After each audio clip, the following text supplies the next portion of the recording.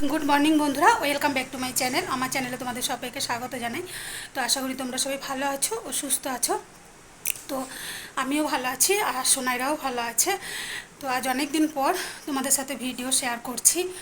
তো জানি না তোমাদের কেমন লাগবে, যদি তোমাদের ভালো লাগে তো আমার পাশে থেকো, লাইক করো, কমেন্ট করো। তো আমি সকালবেলায় বাজার গিয়েছিলাম, তো বাজার যাওয়ার ভিডিওটা তোমাদের সাথে শেয়ার করা হয়নি গো, তাড়াতাড়ি করে বেরিয়ে গিয়েছি। তো চলো বাজার থেকে কী কী এনেছি তো সেটা তোমাদের সাথে শেয়ার করি।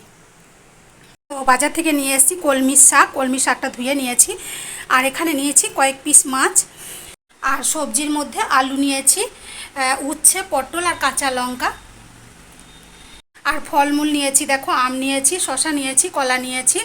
তো এগুলো সব আমি ধুয়ে রাখলাম। আর আজকে হচ্ছে মঙ্গলবার, তো আজকে বিপত্তারিণী পুজো। তো বিপত্তারিণী যেহেতু আমার শাশুড়ি মা পালন করে, তো উনিই পালন করবেন। আর কালকে বুধবার, কাল পঞ্চমী, তো সেই জন্য ফলমূলগুলো নিয়ে আসলাম। কাল পঞ্চমী পালন আমি করব, আর পঞ্চমী পুজো দিতে হবে, তো সেই জন্য আজকে নিয়ে আসলাম। বিকালে পুজোটা দিয়ে দেবো আর কি, কাল পুজো তো তো বিকালে আমি কাকিমার কাছে পুজোটা দিয়ে দেবো। তো চলো তোমরা আমার সঙ্গে থাকো, আশা করি তোমাদের ভালো লাগবে।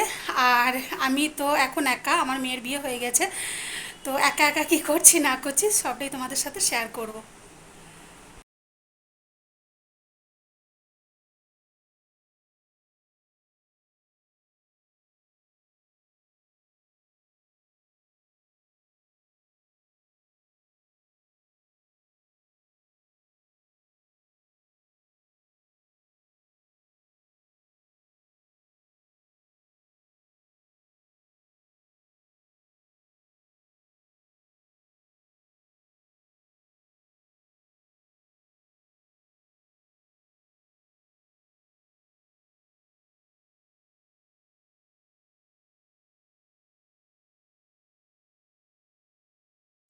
তো আজকে তো নিরামিষ রান্না করব, তো চলো কি রান্না করব দেখে নিই।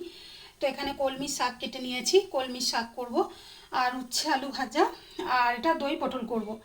তো দই পটল অনেক দিন করা হয়নি, তো সোনাইয়ের বিয়ের পর একদিনও করিনি, তো সোনাই দই পটলটা ভালোবাসতো, তো অনেক দিন পর আজকে বানাবো। তো আমি 3টে পটল কেটে নিয়েছি, তো আমার জন্য যদিও 2টো পটলই হয়ে যেত, কিন্তু তাহলেও দেখলাম যে 3টেই করি, রাতে একটা খেয়ে না হবে। আর প্রেসার কুকারে আমি একটু কলাইয়ের ডাল সিদ্ধ করতে দিয়েছি। তো চলো রান্নাটা সেরে নিই। তো ঘোষ দাদা এখনই দুধটা দিয়ে গেল, তো দুধটা ছেঁকে এখন আমি ফ্রিজে রেখে দেবো। তো আমি সন্ধ্যেবেলায় দুধটা গরম করে নেব।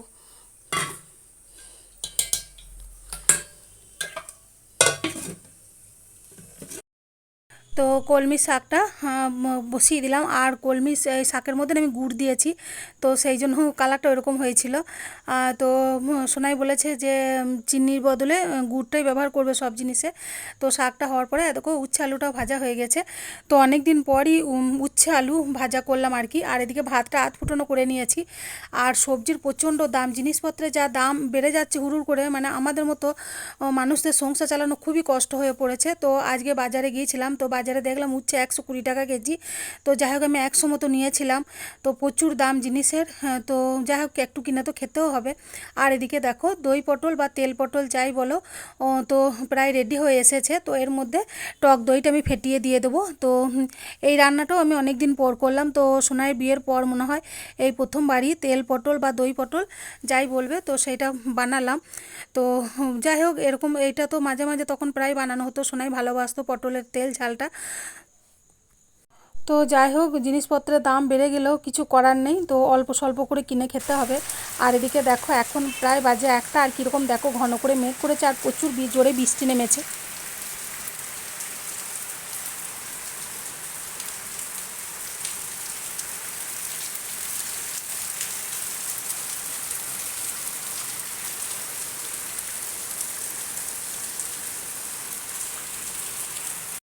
তো বাইরে তো অনেকক্ষণ বৃষ্টি হলো, তো বৃষ্টি এখন থেমে গিয়েছে, দিয়ে আবার রোদ উঠেছে। তো চলো দুপুরে কি রান্না করেছি সেটা শেয়ার করি। তো এখানে ভাত রয়েছে, তো ভাতটা প্রেশার কুকারেই করেছি আমি।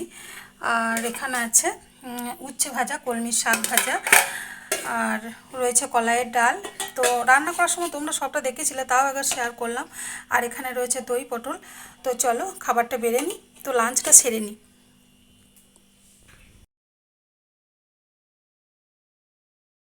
তো অনেক দিন পর এইভাবে সুন্দর করে থালাটা সাজিয়ে আমি ভাতটা বেড়েছি।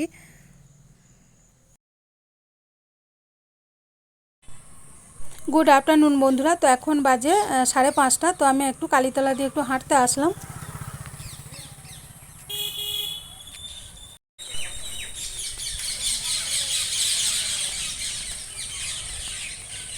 গুড ইভিনিং বন্ধুরা। তো এখন বাজে সন্ধ্যে 7টা। তো আমি একটু হাঁটতে গিয়েছিলাম, তো হাঁটার পরে কালীতলায় একটু বসি, তো বাড়ি এসেছি। তো এবার বাড়ি এসে বাড়ি আসলাম, তো এবার সন্ধ্যাটা দেখিয়ে নিই। তো সন্ধ্যা প্রদীপ দেখানোর পর ভাবছিলাম যে কি খাওয়া যায়, একটু খিদেও পেয়েছিল।